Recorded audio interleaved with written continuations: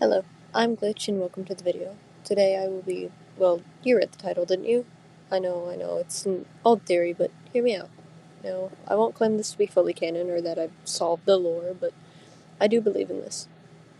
And I hope that you will have an open mind with this theory. I wanted to make a theory on this for years now, and I'm finally doing it. And before we get fully into it, yes, I know there are some parts of the timeline that get messed up or confusing with this theory, and hopefully I will do my best to address them.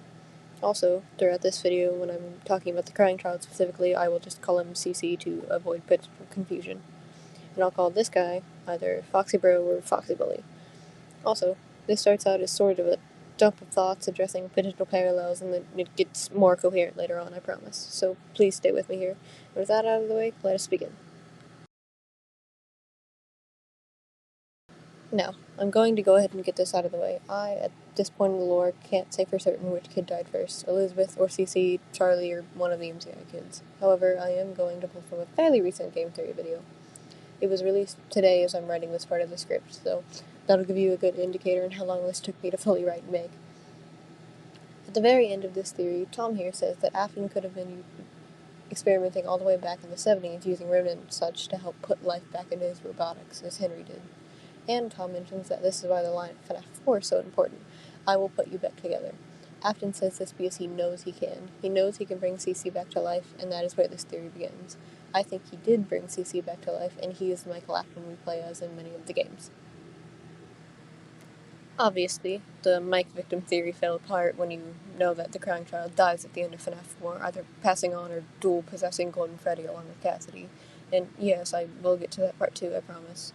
However, if Afton truly could bring CC back to life, then this gives great timing for him to be Michael. We all remember Dreadbear, right? The Help Wanted original DLC. Well, I had been rewatching a playthrough of the game, and in the DLC there's an actual minigame where you physically make Dreadbear. You have to calibrate his brain and make sure he's all good to go. I think that this minigame is a metaphor for Afton's attempts at bringing CC back. I mean, you are Vanessa in this game, being made to copy or mimic Afton's past actions. Why not start with one of the most important things to him, putting his son back together in the year 1983? Several minigames revolve around CC in the DLC too. The hallway leads directly into the FNAF 4 bedroom being stalked by the nightmares, as I said, putting Dreadbear back together, and even the classic FNAF nights are inspired by the fourth game. They feature Jacko, Chica, and Bonnie, who were both originally part of the FNAF 4 Halloween update. Even Build-A-Mangle could be a put-you-back-together metaphor. Even the Plushkin patch has plush babies in it. There's plushies of Circus Baby, who's possessed by Cece's sister Elizabeth, though, yes, that one may be a bit of a stretch. There's even many FNAF 4 Easter eggs, such as the literal FNAF 4 house on the hill. Even the playthrough I mentioned rewatching earlier, when MatPat dies playing the Dreadbear game, the text on the screen says, "It's just a dream," something many thought was happening in FNAF 4. Everything felt like a giant dreamlike state or hallucination, which it is, as we learn in Dittophobia. This, I believe, only further reinforces the fact that many of these minigames are metaphors for CC. So, yes, lots of Dreadbear DLC is representative of FNAF 4. So what? Well, I'm glad you asked. So, in the typical accepted canon most people believe, Mike is represented by Foxy as he is supposedly Foxy Bro in FNAF 4. Well, as you can see, I am not most people.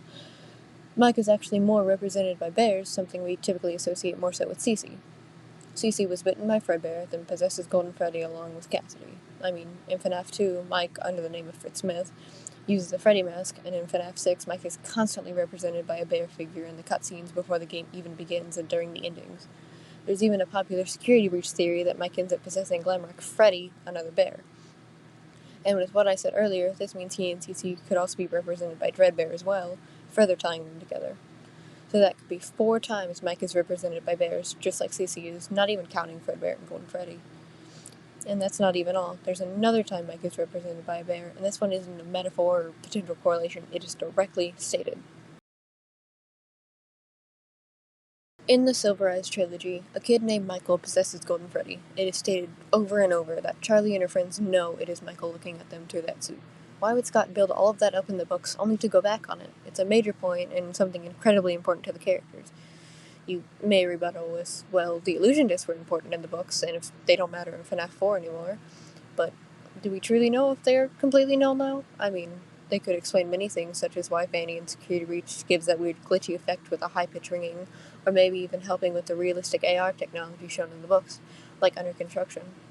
So did the thing in the Silver Eyes trilogy truly become obsolete, or did they just become less obvious? Anyways, with the Silver Eyes Golden Freddy in mind, let's take a look at the very first game in the series. In FNAF 1, when Golden Freddy appears, what do you see flashing on the screen? The infamous words, "It's me." I remember there used to be old theories. People thought "it's me" meant you were the killer, but I always thought, what if you're saying "it's me" because it is you? Michael, the night guard, is looking at a fragment of himself kept alive by the remnant stored in Golden Freddy from that awful bite incident. He knows it's him. Who else would it be? And the hallucinations aren't even Golden Freddy trying to be spooky. Jeremy in FNAF 2 doesn't hallucinate it when Golden Freddy appears. Only Mike does in the first game.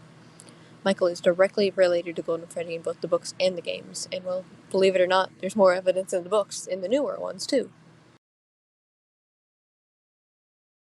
There's heavy debate over whether or not the Tales from the Peachplex books are canon, I know, but I personally believe they are partially to mostly canon to the games due to the evidence we are shown in the most recent games. However, I do think there are some exceptions as well.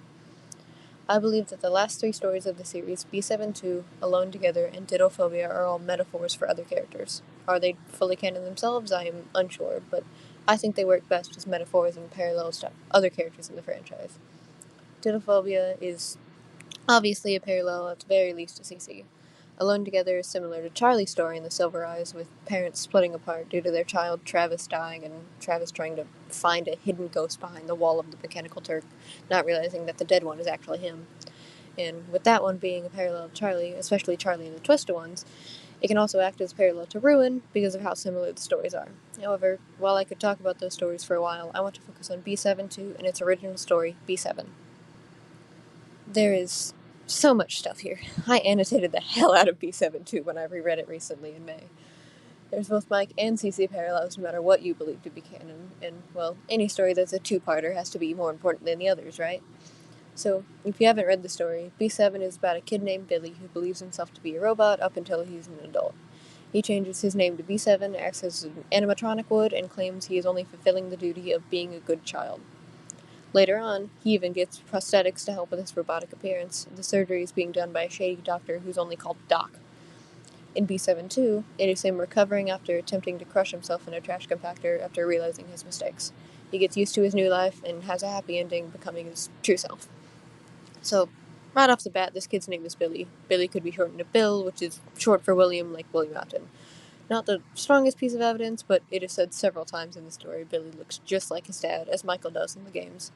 Plus, Billy and his father both have brown hair, as Afton is shown to have in the books, while his mother has blonde.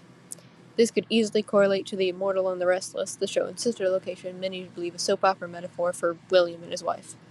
The designs are similar, and, like in the show, later in the book, Billy's father refuses to accept Billy as his kid, no matter how much Billy's mom pleads to him. Billy also watches Freddy and Friends, which is what sparks his brain to pursue life as a robot. Freddy and Friends is shown on the TV in the Michael room in Security Breach, playing over and over. Billy's favorite character is Freddy, which, if he is a parallel to Mike like I believe, means we can add another bear to the list of times Mike has been represented by a bear. Billy's father is also said to work a lot, which Rory's father does in Dittophobia as well, and we know Afton to be consumed by his work in the Silver Eyes trilogy too. Billy's mom and Rory's mom are both said to have specific taste in interior decoration as well, with Rory's mother doing it as her job, and Billy's mother is said to take pride in how she decorated her bedroom. So many small details, I know, but I think they all link up to one another in some way, and I don't want to miss anything that could potentially be important. Billy is also said to have gone through a heavy medical procedure when he was younger, which could easily be a parallel to CC and being in the hospital after the bite of 83. In the last couple pages of B7, Billy heads to a scrapyard with a herky-jerky wobble as he cannot walk right due to the prosthetics. The robotic parts of Billy are making it harder for him to function like normal, similar to how Mike is affected at the end of Sister Location. The end of B7 even reminds me of Mike's little walk during the custom night cutscenes. Mike and Billy both walk down a sidewalk all the way to their supposed death, until the robot parts are vomited out by Mike and surgically removed from Billy, leaving them both miraculously alive with the robotic parts on their own stalking down their human counterpart. Billy's robotic parts in B7 2 come back to him, saying Billy needs to be with it, just as Innard comes back to Mike as Bolt and Freddy in FNAF 6, claiming their family. Innard and the remains of B7 even look kind of similar. They're both a mass of wires and tech, with B7 even being held together by Billy's literal innards of skin, muscle, and more. Billy is, at one point by a friend he used to know, called the robot boy who survived being crushed. This might be a stretch, but to me, if CC was brought back alive by us, this could easily be applied to him. The boy who survived having his frontal lobe crushed. Even Phone Guy calls the Biter 87 survival amazing. Billy's whole stay in the hospital reminded me of FNAF 4, with CC having to stay in the hospital until he eventually, supposedly, died. But one of the most important details that connects Billy to Mike is the ending. Billy, at the end of V7 2, goes to find his father. This is incredibly similar to the end of Sister Location Custom Nights cutscene, in which we hear Mike vow to go find his own father, Afton. I think because this story draws so many similarities between both Mike and CC, it is impossible to separate them. Why make a story a metaphor for Mike and have the child so young if Mike is supposed to be a bully? It doesn't make sense. We'd be better off using Step Closer as a metaphor for that, and well, people did, but B7 and B7 2 are more intertwined with the FNAF story than Step Closer, considering how elements of every other Tale story is worming its way into the games now. Also, just as an extra tidbit, after I had finished rereading B7 2, I listened to the song Alive by Nightcove the Fox, which is a very good Michael Afton song, and it is essentially the exact same story as B7. I know that's not a lore part, but if a Mike song from 2019 can correlate so much to this story, I don't think it's a coincidence. They are so similar. I mentioned Dittophobia earlier, and I'm returning to it. Dittophobia answered a lot of questions in the series, such as explaining the cancelled due to leaks and explaining how FNAF 4 works because of hallucinogenic gas, despite so many hints at it Scott gave us whenever you look back at some of the older games. It also showed us that the FNAF 4 house is underground along with Sister Location, not above it like many had previously thought. No, I don't think Dittophobia is fully canon. Certain details about CC don't line up with Rory, making him more fit to be a metaphor for CC than actually CC himself. Rory is never shown to cry as much as CC does, only truly crying when he finds out the truth, and he never has any specifics about his birthday. He also never mentions anything of Fazbear, which is odd as every other story mentions Fazbear Entertainment, or their characters in Tales from the Pizza Flicks. Rory only has the nightmares, and he clearly does not know their names or where they came from. So with all that in mind, let's go deeper into the story. When you first read the story, you may think Rory is CC, and I don't blame you, they're incredibly similar, but that is not the case. Obviously, yes, Rory's house is a near exact copy of the FNAF 4 house, from the lava lamp to the design on the walls. Rory even has the same pajamas as CC. However, Rory has dark blonde hair, the color is even compared to a hayfield after the rain, which is simply too light to be CC's hair, very clearly dark brown in the minigames. The timeline also doesn't match up. Later in the book, when Rory talks on his walkie-talkie to his old friend Wade, Wade mentions the fact that they can track cell phones now, and that Rory's parents made a website to help find him. Now, a quick search online can reveal that cell phones weren't trackable until the mid to late 90s, and the general public couldn't have websites themselves until 1994. Thank you, Wikipedia. Rory acts surprised when Wade mentions them tracking phones, but Rory doesn't question the fact that his parents were able to make a website for him, implying he knew people could already do that. This should mean that Rory's last birthday, about a week before he was kidnapped, should have taken place in 1994 later. And because Rory was trapped in the facility for 10 years, this means the story would take place in 2004 later. CC's last birthday, the Bite of 83, took place in, 1983. They don't match up. And I won't get into this now, but in Dittophobia, all the fun times are still there. That means this location doesn't take place until after the estimated year 2004. So there's one mystery solved, maybe? Another point is that Rory doesn't recognize the man's voice on the speaker at the end telling him to plug the gas machines back in. Rory's state of mind is, in the moment, clear. There is no gas around him altering his reality, and yet he still cannot recognize the voice. CC, on the other hand, would recognize his father's voice. Would he not? So, anyway, with that explained probably too thoroughly, Rory and CC are not the same person. This clearly means he is parallel instead. Rory is said to have two parents in this story, and is later revealed that his parents actually had a little girl after he had gone missing. In FNAF 4, we have an implied two parents due to, the fact that CC exists. He had to come from somewhere, and an older brother. Then Elizabeth as his sister. FNAF 4 even has a seemingly little girl's room, and yet no little girl inside it or in the house. Could this be because she wasn't alive yet? Meanwhile, in Dittophobia, Rory has no brother. No Foxy bro for Rory, tormenting him day in and day out. If Mike were to be Foxy bro, shouldn't the older brother be mentioned in a very obvious parallel to FNAF 4? Mike is an important character, after all. Well, if Mike is the little kid, then he would be present in the story, while the nameless Foxy bro ceases to exist. Maybe I'm not doing a good job of explaining my thought process on that one, but trust me, please, I have more coherent thoughts. Now, we all know the encyclopedia, right? The confusing, weird character encyclopedia. Well, one of the most confusing things about it is the fact that Michael doesn't appear to be in the book. The character you play as most in these games isn't a part of the book. Why? Afton is there, Elizabeth is there, even Henry and Charlie are. Well, you know who is in the book? The Crying Child. CC is in the book, though his true name is not given. I think this could count towards Mike being Susie. After all, why leave out such an important character and yet include characters like Blacklight Freddy and Frost Balloon Boy or whatever? Well, if Mike is CC, then he technically would be in the book, wouldn't he? Obviously, in all the games appearing in section, they can't put CC being in all the games Mike is in. That would be too obvious. But they leave out games on other character pages too, and there's many mistakes in general. So it's not a strong piece of evidence, but I do think it counts for something. The Freddy Files series is thankfully much more thorough with their descriptions. However, even in the most recent Freddy Files, it still doesn't bother to ever refer to Mike as Foxy Bro. It only ever refers to the little brother, crying child, or bite victim, and the older brother. If it's something everyone believes to be canon and is so sure of it, then why not put it in the book? They have no problem directly calling baby Elizabeth or using Emily as a last name for Henry, but Mike and CC are where they draw the line? Even the week before never uses names for the kids, and Ralph was there when the bite happened. They're only ever referred to as a young child and older child. Ralph describes the events as big news, and yet never tells us the names of these kids. What does Scott have to hide here? Why are their names so purposefully obscured? Is it because Mike is the crying child? Something that big was hidden under everyone's noses the whole time? I think so. Alright, so we all remember this thing, right? Agonized us all for years. Still kind of does. Well, in the logbook Mike is said to use, he does little doodles on it. No, I won't say anything about the Foxy code, God no, but there are some things in here I want to talk about. For starters, the drawings Mike does. Some are silly, yes, but some are directly things from FNAF 4. He draws Nightmare Fredbear and is even asked by Cassidy, "Was your favorite childhood toy a plastic purple phone?" Now, let's start with Dreadbear.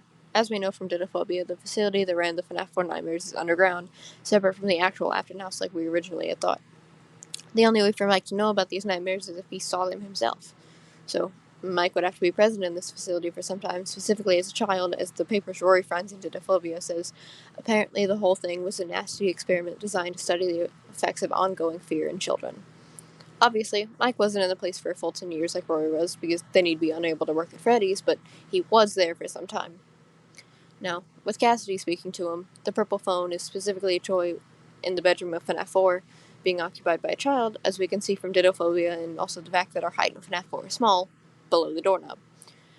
The question would make sense if Mike was Foxy Bro, but if he's the crying child, then it does, and that isn't the only thing Cassidy asked him.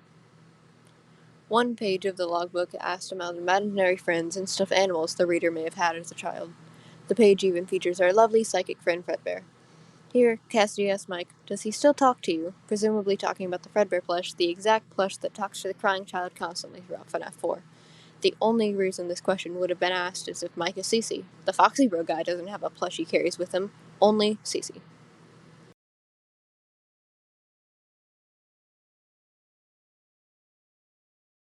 Now, I know you may have been thinking this. How could Mike work at Freddy's if he's Cece? If Cece was Rory's age in 1983, he'd be only 11 when FNAF 2 takes place. Well, first off, Jeremy, the supposed 1987 bike victim, works most of FNAF 2, with Mike only working one night as Fritz Smith. And anyway, most of the concerns about Mike's age when working, if he's too young, can easily be solved. One, do you really think Fazbear Entertainment cares? They've done worse legal things. Plus, if companies today can get away with child labor, I definitely think Fazend can. And, to add on, in Secret of the Mimic, Edwin directly says, "Why don't we get teens to wear those springlock suits with zero regard for their safety?" Anyway, 2. His dad owns the company. With smaller businesses, kids constantly help out their parents at work if the parents own the place. so him working at any Fazbear location could be overlooked. 3. He could have lied. He faked his name, going by Fritz and then Mike Schmidt in FNAF 1. He could easily do the same with Age 2. Clearly, Fazbear Entertainment doesn't check their employees that well. And lastly, Mike wasn't even supposed to be there in the last nights of FNAF 2. He snuck in. But seriously, look me in the eyes. Fazbear Entertainment does not care. Yes, but believe it or not, there's even evidence from Mikevictim in Security Breach. I already mentioned the TV in the micro room playing Freddy and Friends in connection to Billy in B7, and this can also tie in with Cece watching Fredbear and Friends in FNAF 4, but there's another part of Security Breach I want to focus on. As we know, Landmark Freddy being possessed by Mike is a popular theory. I remember when those theories were first coming out, one line in particular was being used as evidence that Freddy was possessed. In the Burn Trap end, when Freddy and Gregory travel into the sinkhole, Freddy says this: I know what this is. I have been here before. She brought me here. I found myself for the first time when I cleared the path. I did not want to, but I had no choice. Now I have a choice. I have changed. My friends are here. They are so angry, confused. But I can protect you. I am not me. Freddy says, "My friends are here," possibly in reference to the other Glamour animatronics that attack you during the Burn Trap fight, but it could also be a reference to the souls inside of the blob. This thing that sits directly in front of you while he says the line. No, this guy wasn't friends with the MCI. He was friends with the other bullies we see in FNAF 4, who we know aren't dead.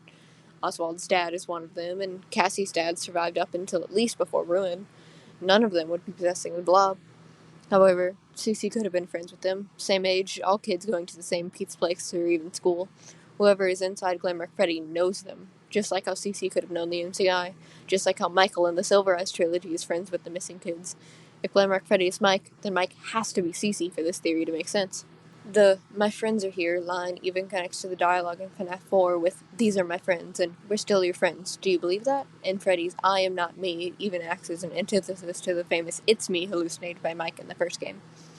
It's a wonderful choice to make to suddenly have a character so intertwined with the words "it's me" to suddenly take a turn and say the opposite, especially with the context of him beginning to be corrupted by Burn Trap. If Glamrock Freddy is Mike, Mike has to be the crying child. So, back to the books. Yes, sorry, the section titles lied. I need to talk about the books again. And more in the next section, but this time I'm talking about Into the Pit, the game and the book. The story, Into the Pit, can easily be read as a metaphor for Mike. A kid sees his dad as a horrible monster who kills, and yet no one believes him when he says so. Then, going on a mission to help those kids and even go to find his dad. Oswald and Mike both do these things, Mike having to go and find Afton at the end of sister location, and then freeing the souls in FNAF 3 and of his sister in sister location. So, Oswald and Mike are connected. How does this connect to Mikevictim?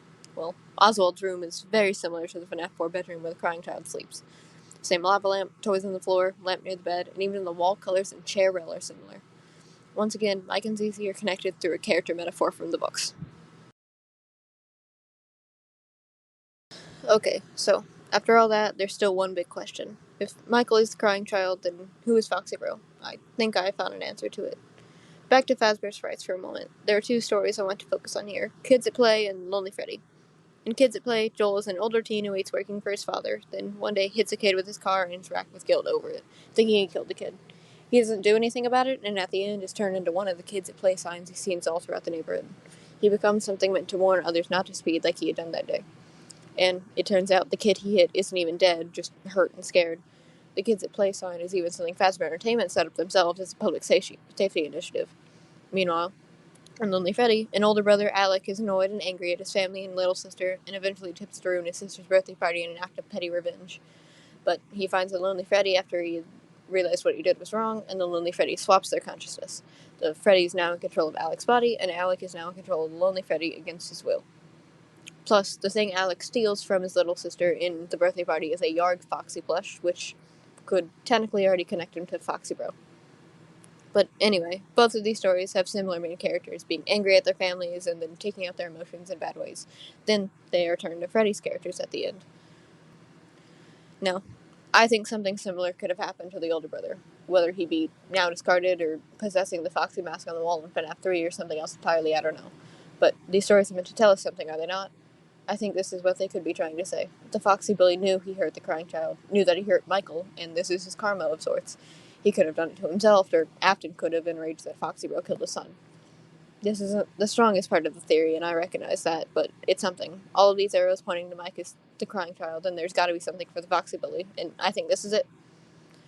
So, Robot Kid, maybe. Sorry. Sorry about that. So, that's what I have to say. And you bet that if there's more evidence in future games or books, I'm sure as hell pointing it out. At the time of writing this, Secret of the Mimic is not yet released, but it will be soon, and I may or may not edit the script or add on to it depending on what's in the game. Side note, I have done that. But I hope I have at least opened your eyes to the potential the FNAF lore may have. I believed this for years, and hopefully now a couple more people believe it too. And if you haven't been swayed, then just don't be an asshole about it in the comments, please. This is all for fun, and I know I had lots of fun making this theory. Either way, thank you for listening. I shall see you in the next video or theory or whatever I end up doing after this. Goodbye for now.